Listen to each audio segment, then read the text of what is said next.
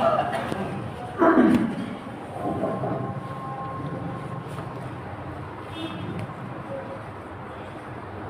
الله الرحمن الرحيم. الحمد لله وكفى وسلام على عباده الذين اصطفى. أما بعد، أعوذ بالله من الشيطان الرجيم. بسم الله الرحمن الرحيم. ففروا إلى الله.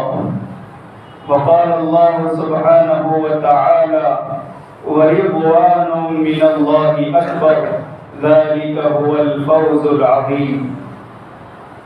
سبحان ربك رب العزة عما يصفون وسلام على المرسلين والحمد لله رب العالمين. اللهم صل على سيدنا محمد وعلى آل سيدنا محمد وبارك وسلم.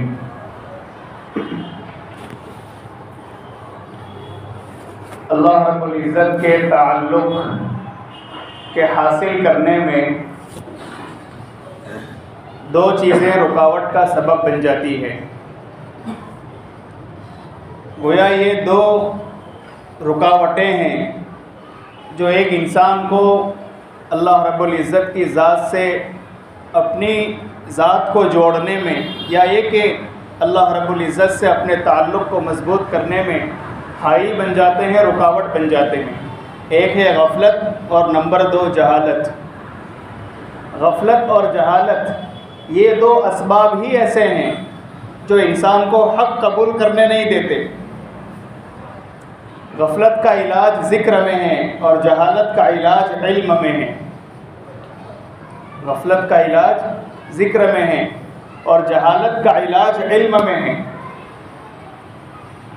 اور دعوت و تبلیغ کی جتنی بھی شکلیں اس وقت ہیں سب حق ہیں، اور حق والوں پر اللہ کی مدد آتی ہے، اللہ کی رحمت اترتی ہے.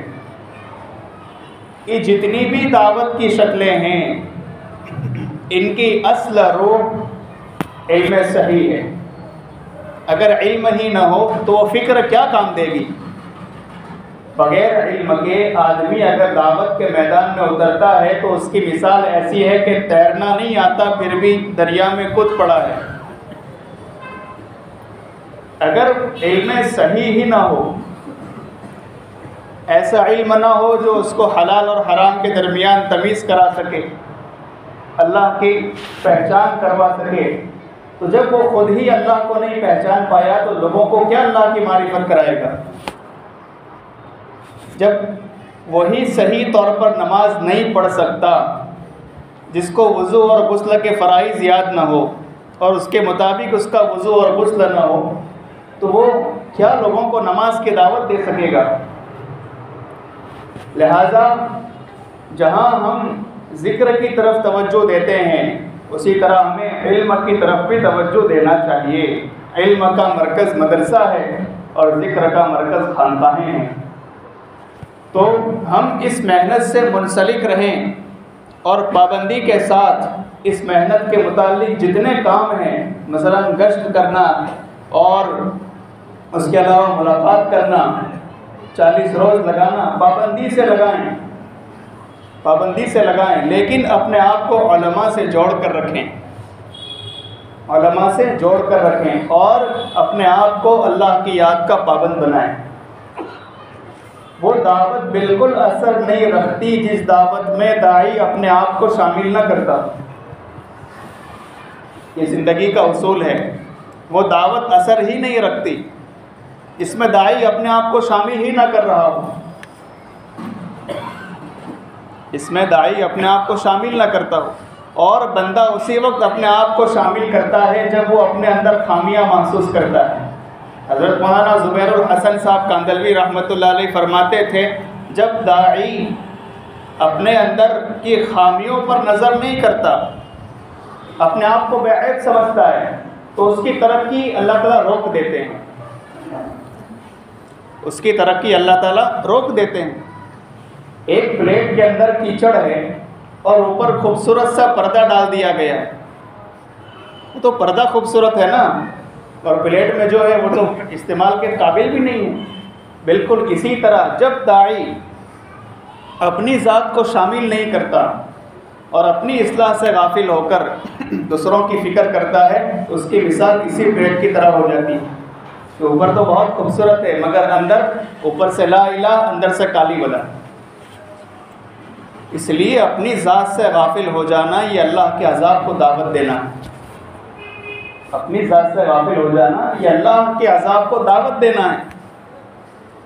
اس لیے ہم اللہ والوں سے اپنے تعلقات کو مضبوط رکھیں، اور دعوت و تبلیغ کی جتنی مختلف شکلیں ہیں ان میں سے ایک یہ محنت بھی ہے۔ اللہ رب العزت کی طرف سے یہ بہت بڑا انعام ہے۔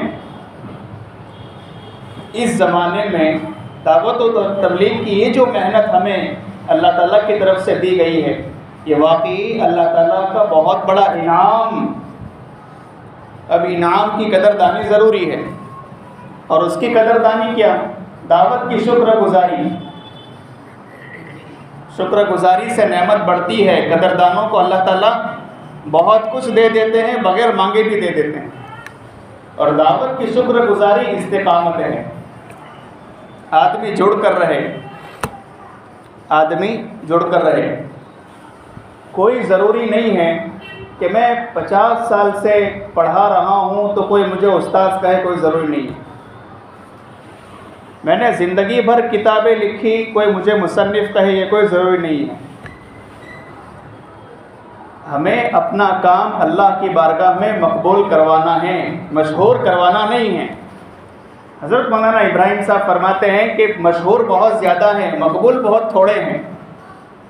یہ جو کم تعداد ہے نا، اس میں اپنے آپ کو شامل کرنا یہی دراصل کمال ہے۔ ایک اور مثال سے میں بات سمجھاؤں گا۔ گلاب کا ایک تو اصلی پھول ہوتا ہے جس میں خوشبو بھی ہوتی ہے، اور جب وہ کسی کے سر پر چڑھتا ہے تو اس کی عزت کو آسمان تک پہنچا دیتا ہے، چار چاند لگا دیتا ہے۔ اور ایک گلاب کا پھول کاغذ کا بھی ہوتا ہے، اور میں اس کو بالکل رنگ کر اس طرح کر دیتا ہوں کہ وہ گلاب کا پھول نظر آتا ہے، مگر وہ ہوتا ہے اصلی تو نہیں ہوتا نا، اس میں خوشبو ہوتی ہے نہیں ہوا کرتی۔ اسی طرح جب داعی شہرت کے پیچھے بھاگتا ہے اور مقبولیت کو چھوڑ دیتا ہے، اس کی چاہت یہ ہوتی ہے کہ میں ابھی چلہ لگا کر آیا ہوں، ابھی کوئی مجھے کہے امیر صاحب میں بیان کر رہا ہوں اور میں یہ چاہت رکھتا ہوں کہ آپ مجھے بڑا مقرر کہیں، کوئی ضرورت نہیں۔ اگر اس کے لیے داعی دعوت کا کام کرتا ہے، اس کو خاموشی کے ساتھ کونا پکڑ لینا چاہیے، اس لیے کہ اس کی دعوت سے خود کو بھی فائدہ نہیں ہوگا، دوسروں کو کیا فائدہ پہنچے گا۔ تو جیسے اس گلاب کے پھول میں جو کہ کاغذ کا ہے کوئی خوشبو نہیں، اور وہ اپنی حقیقت سے بھی باہر کی چیز، اسی طریقے سے جب دعوت کی محنت چاہے وہ مدارس کی لائن سے ہو، مکاتب کے لائن سے ہو، خانقاہوں کے لائن سے ہوں، کتابیں لکھی جا رہی ہے اس لائن سے، جس بھی لائن سے ہو، اگر اس کے پیچھے شہرت مطلوب ہوگی تو بس ہماری مثال بھی اسی کاغذ کے پھول کی طرح ہو جائے گی کہ اس میں نہ تو خوشبو ہے اور نہ وہ حقیقت سے تعلق رکھتا ہے۔ اسی طرح نہ ہماری محنت ہمارے حق میں اصلاح کا ذریعہ بنے گی، نہ اس سے دوسروں کو خوشبو پہنچے گی۔ اور ایک مثال، جیسے کاغذ کی ناؤ بنا دو، پانی میں چلاؤ، کتنا منٹ چلتی ہے؟ 1 منٹ بھی نہیں، بہت جلدی اپنا وجود کھو دیتی ہے۔ اسی طرح جب داعی اپنے آپ کو بڑا سمجھنے لگتا ہے اور اپنی حقیقت سے باہر ہو جاتا ہے، اپنی حقیقت سے باہر ہو جاتا ہے، تو پھر جیسے وہ کشتی چند منٹوں میں ڈوبا دی جاتی ہے، اللہ تعالیٰ بھی دعوت کے کام سے اس کو چند ہی منٹوں میں ہٹا دیتے ہیں۔ پہلا چلہ کیا لگا، بعد میں ہمیشہ کے لیے دعوت و تبلیغ کا مخالف بن جائے گا۔ بھائی کیوں بنا؟ اس لیے کہ نیت تو اپنی اصلاح کی تھی نہیں، دوسروں کی تھی، اس لیے ہٹا دیا گیا۔ حضرت مولانا زبیر الحسن صاحب کاندلوی رحمۃ اللہ علیہ فرماتے تھے کہ رنگ لاتی ہے محنت جب تواضع ہوتی ہے داعی کے اندر، اور جب وہ اپنے آپ کو محتاج سمجھتا ہے تب اس کی محنت رنگ لاتی ہے۔ اب محتاج ہی نہیں سمجھے گا تو کیا کبھی کسی عالم کی مجلس میں جائے گا؟ نہیں جائے گا، وہ اپنے آپ کو محتاج ہی نہیں سمجھتا۔ لیکن جب محتاج سمجھے گا تو ہر عالم کا اکرام کرے گا، ہر حافظ قرآن کو اپنے لیے آخرت کا ذریعہ سمجھے گا۔ بات سے بات نکلتی ہے، ایک بات یاد آ گئی۔ ایک صاحب تھے جو قرآن سے بڑا عشق رکھتے تھے اور پابندی کے ساتھ وہ وقت لگاتے تھے، پابندی کے ساتھ، اور انہوں نے وقت لگاتے لگاتے 28 پارے حفظ کر لیے تھے۔ جماعت میں وقت اس طرح لگایا جاتا ہے، وقت کی ترتیب کے ساتھ۔ 28 پاروں کے وہ حافظ بن چکے تھے، 2 پارے باقی تھے کہ انتقال ہو گیا۔ اللہ کی ذات سے امید کرتے ہیں اب وہ ہم لوگوں کے ساتھ کھڑے ہوں گے انشاءاللہ، حفاظ کے ساتھ۔ بات سمجھ میں آ رہی؟ وہ ہم لوگوں میں اس لیے کہہ رہا ہوں کہ اللہ نے یہ سعادت دے رکھی۔ ہر حافظ قرآن کو اس کا احترام بھی ہونا چاہیے کہ میں حافظ قرآن ہوں، مگر اظہار بھی ہونا چاہیے، تاکہ اللہ کی نعمت ہے اور اللہ تعالیٰ بھی اپنی نعمت کا اثر دیکھنا چاہتے ہیں، اپنی ذمہ داریوں سے بھی غافل نہیں ہونا چاہیے۔ تو بہرحال وقت تو اس طرح لگایا جاتا ہے، جب اپنے آپ کو محتاج ہی نہیں سمجھے گا تو کیا کسی عالم کی جوتیاں سیدھی کرے گا۔ اور ایک بات اور یاد رکھیں، حضرت مولانا ابرار الحق صاحب ہردوئی رحمۃ اللہ علیہ فرماتے تھے کہ دعوت و تبلیغ کی یہ محنت نافع ہے، نافع یعنی فائدہ دینے والی، لیکن کافی نہیں ہے۔ اس کو میں سمجھاتا ہوں اور اسی سے پھر آپ کو اجتماع کا مقصد بھی سمجھ میں آئے گا۔ یہ اجتماع جو ہوتے ہیں وہ 3 دن کوئی فارغ کر کے عیش آرام ہو جائے، بیوی ہر روز ڈانٹتی رہتی ہے، 2 روز وہاں وقت مل جائے، تھوڑی سکون کی کیفیت نصیب ہو جائے، اس کے لیے نہیں، ایک ذمہ داری کے تحت اس پر آتا ہوں میں انشاءاللہ۔ حضرت مولانا ابرار الحق صاحب ہردوئی رحمۃ اللہ علیہ فرماتے تھے کہ دعوت و تبلیغ کی یہ محنت نافع ہے، نفع دے گی، اس میں کوئی شک نہیں۔ دعوت میں اجر بھی ہے اور اثر بھی ہے، دعوت میں اجر بھی ہے اور اثر بھی ہے، نفع دے گی لیکن کافی نہیں ہے۔ جیسے میرا یہ ایک بدن ہے اور صحیح سالم جسم کے لیے مجھے آنکھوں کی ضرورت ہے۔ اب میں یہ کہوں مجھے آنکھ کی کوئی ضرورت نہیں ہے، کیا خیال ہے؟ ہاتھوں کی ضرورت ہے۔ صحیح سالم جسم کے لیے جیسے تمام اعضاء کا ہونا ضروری ہے، تمام بدن کے پارٹس کا صحیح ہونا ضروری ہے، تندرست ہونا ضروری ہے، اسی طریقے سے دین کی بقا، دین اسلام کی حفاظت اور اشاعت کے لیے تمام شعبوں کا ہونا بھی ضروری ہے۔ لہٰذا اپنے بارے میں ہم داعی بنیں، میں دعوت دے رہا ہوں اللہ کے فضل سے، میری اپنی ذمہ داری ہے جس کو میں ادا کر رہا ہوں، اور دعوت کی مختلف شکلیں ہیں۔ اس مسجد میں داخل ہونا ہے، یہاں سے بھی ایک گیٹ ہے، یہاں سے بھی ایک گیٹ ہے، یہاں سے بھی ایک گیٹ ہے۔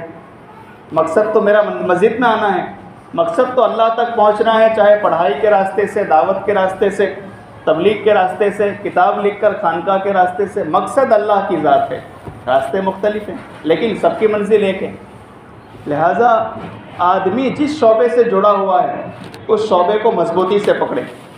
میں آپ کو اس کی تلقین کرتا ہوں، حکم تو نہیں، اور یہ حکم والا کام بھی نہیں ہے، تلقین، پابندی کے ساتھ آپ 3 دن لگائیں،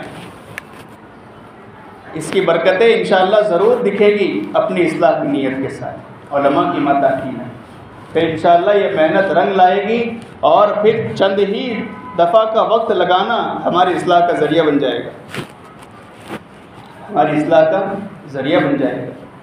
تو اپنے بارے میں داعی بنیں کہ میں دعوت دے رہا ہوں اللہ کے فضل سے، اور یہ سب دعوت کی الگ الگ شکلیں ہیں، جس محنت میں اللہ نے مجھے لگایا ہے اس میں مجھے پابندی سے جوڑنا ہے، لیکن سارے شعبوں کا احترام کرنا ہے، سارے شعبوں کا احترام کرنا ہے۔ جیسے آنکھیں ضروری ہے، مدرسے ضروری ہے، دل ضروری ہے، دھڑکنیں ہیں، یہ ضروری ہے، مدارس، خانقاہیں، دعوت و تبلیغ کی دوسری شکلیں، یہ سب اسی کی مثال رکھتے ہیں، اور یہ سب الگ الگ شکلیں ہیں، سب حق ہے، اور حق میں تناؤ نہیں ہوتا، تعاون ہوتا ہے، حق میں تناؤ نہیں، تعاون ہوتا ہے۔ امام محمد رحمۃ اللہ علیہ کے ایک آدمی نے المبسوط نامی کتاب پڑھی، جب اس نے کتاب پڑھی تو وہ کہنے لگا یار چھوٹے محمد کی کتاب کا یہ حال ہے تو بڑے محمد صلی اللہ علیہ وسلم کی کتاب کا کیا حال ہوگا، اسی وقت اس نے اسلام قبول کر لیا۔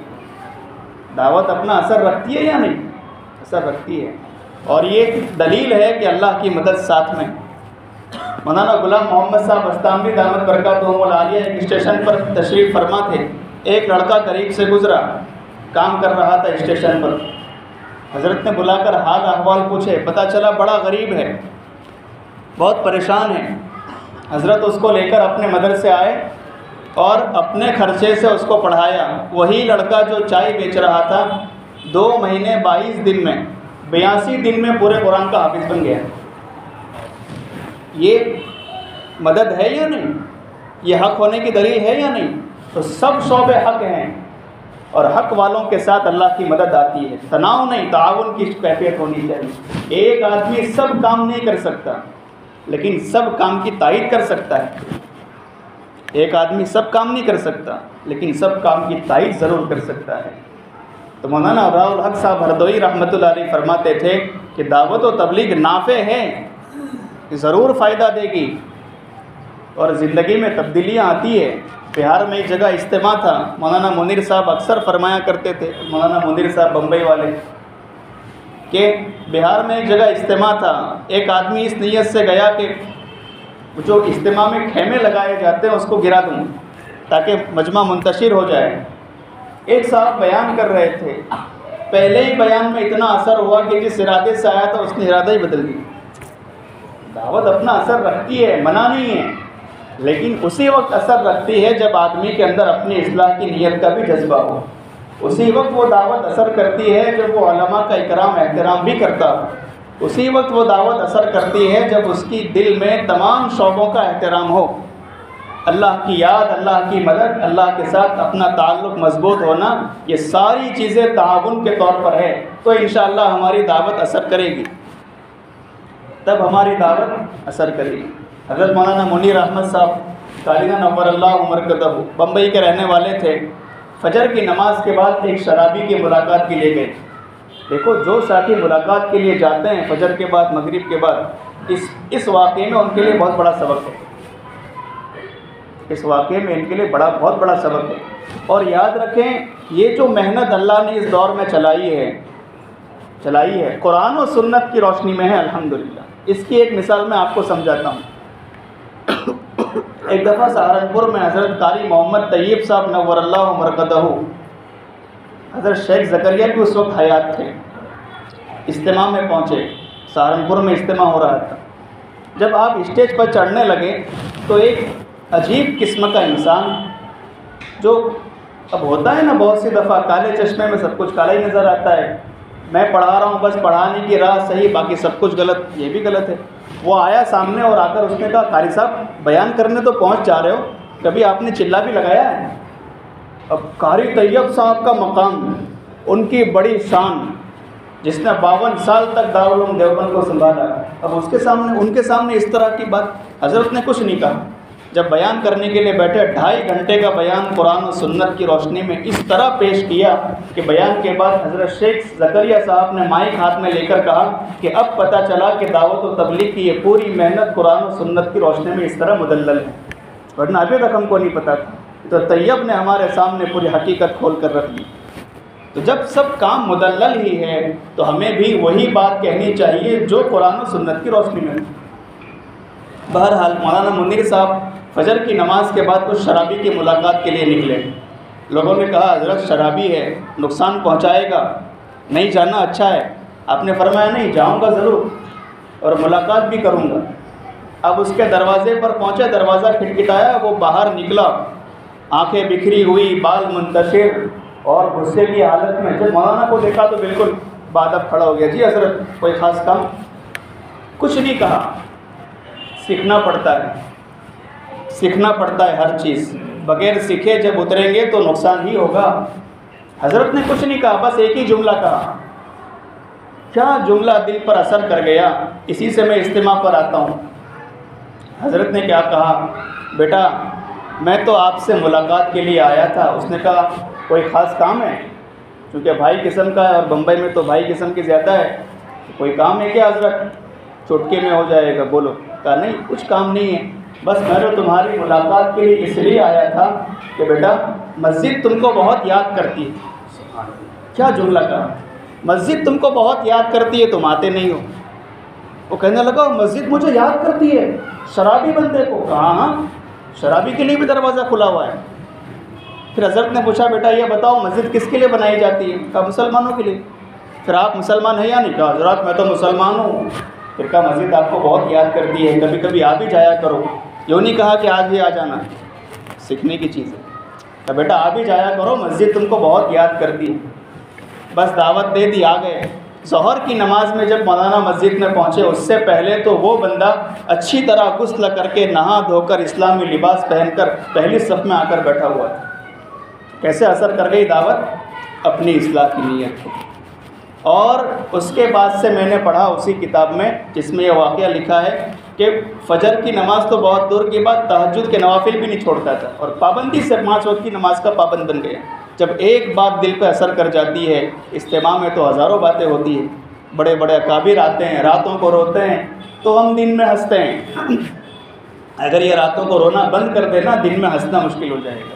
یہ جو چہرے پر ہمارے نبی کی سنت سجی ہے اور سروں پر ٹوپیاں ہیں، یہ سب ہمارے اکابر کی روحانیت کی برکتیں ہیں، ان کے راتوں کی آنسوؤں کی برکتیں ہیں کہ ہم یہاں صحیح سلامت ہیں، ورنہ احوال بہت کچھ زیادہ پیغام دیتے ہیں۔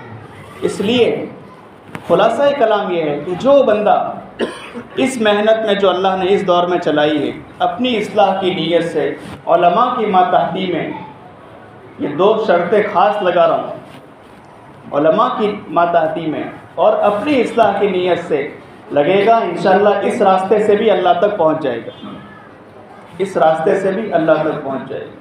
یہ علماء کی شرط اس لیے لگا رہا ہوں کہ علم علماء سے ہی ملے گا، علم علماء سے ہی ملے گا۔ بلغ ما انزل الیک من ربک، نبی علیہ السلام کو حکم دیا جا رہا ہے آپ اس چیز کی تبلیغ کیجئے جس کا آپ کو حکم دیا جا رہا ہے۔ ما انزل، وہ کیا چیز ہے؟ قرآن و سنت، اس کا علم تو علماء کے پاس ہے، لہٰذا ان کے پاس آنا پڑے گا، بار بار ان کی صحبتوں میں حاضری دینی پڑے گی، اور جس بکری کا دودھ نکالنا اس کی لاتیں بھی کھانی پڑتی ہیں، تب دودھ ہاتھ میں آتا ہے نا۔ جس کی صحبت میں رہ کر اپنے دل کی اصلاح کرنا ہے، پھر اس کی کڑوی کسیلیاں بھی سننی پڑے گی۔ وہ محنت جو بغیر کسی کے اپنے دل کی اصلاح کی یا بغیر کسی اللہ کے ولی کے ہاتھوں کے نیچے رہ کر کی جاتی ہے، اتنا اثر نہیں کرتی جتنا ہونا چاہیے۔ لہٰذا اگر ہم یہ چاہتے ہیں ہم اپنی ذات کو اللہ کے بندوں کے حق میں نافع ثابت کر سکیں اور ہمارا تعلق اور اللہ کے بندوں کا تعلق اللہ کے ساتھ مضبوط ہو، اس کے لیے بہت ساری شکلیں ہیں، بہت ساری شکلیں ہیں۔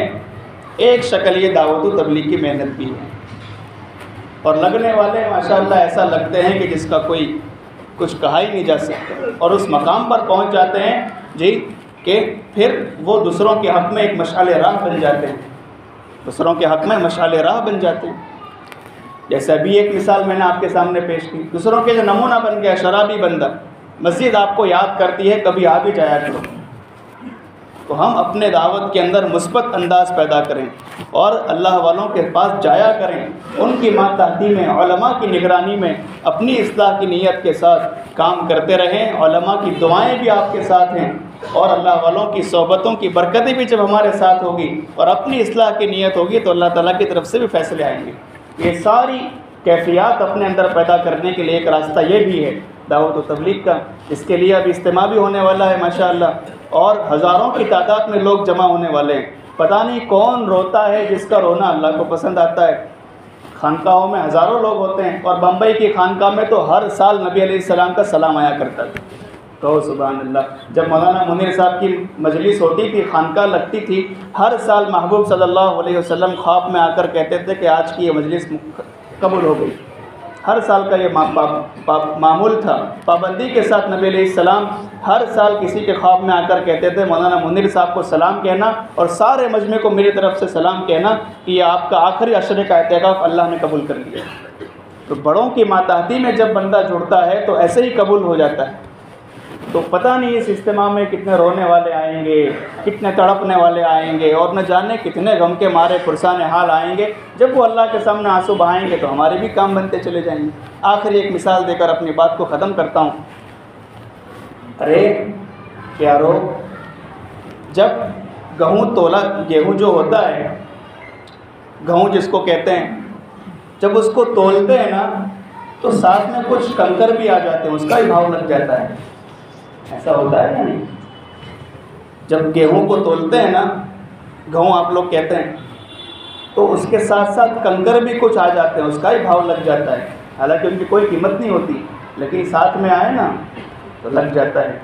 اسی طریقے سے ہماری تو کوئی حیثیت نہیں ہے، جب ایسے رونے والوں کے ساتھ رہیں گے، علماء کے ساتھ رہیں گے، خدمت گزاروں کے ساتھ دین کی ان کے ساتھ رہیں گے، تو انشاءاللہ ہماری بھی قیمت لگ جائے گی، ہم بھی اللہ کے مقبول بن جائیں گے۔ اور بھائی چاہتے ہیں نا اللہ کے مقبول بننا، ہم سب چاہتے ہیں نا ہماری پریشانیاں دور ہو، اللہ کی بارگاہ میں ہمارا نام ہو جائے، ہم یہ چاہتے ہیں نا، اور یہ کہ میرے بعد میری نسل ایمان پر باقی رہیں، سب چاہتے ہیں نا، تو سبھی کو اجتماع میں جانا چاہیے۔ کیا خیال ہے؟ سب تیار رہیں گے انشاءاللہ؟ اللہ تعالیٰ اس محنت سے مجھے بھی جڑ کر اور دوسری جتنی محنتیں ہیں ان تمام محنتوں کا اکرام احترام اللہ تعالیٰ میرے بھی دل میں پیدا فرمائیں، اور سب محنتوں کو لے کر چلنے والا مجھے اور آپ کو بنائیں۔ وآخر دعوانا ان الحمدللہ رب العالمین۔ ایک آخری ایک اعلان کرنا ہے، وہ یہ ہے کہ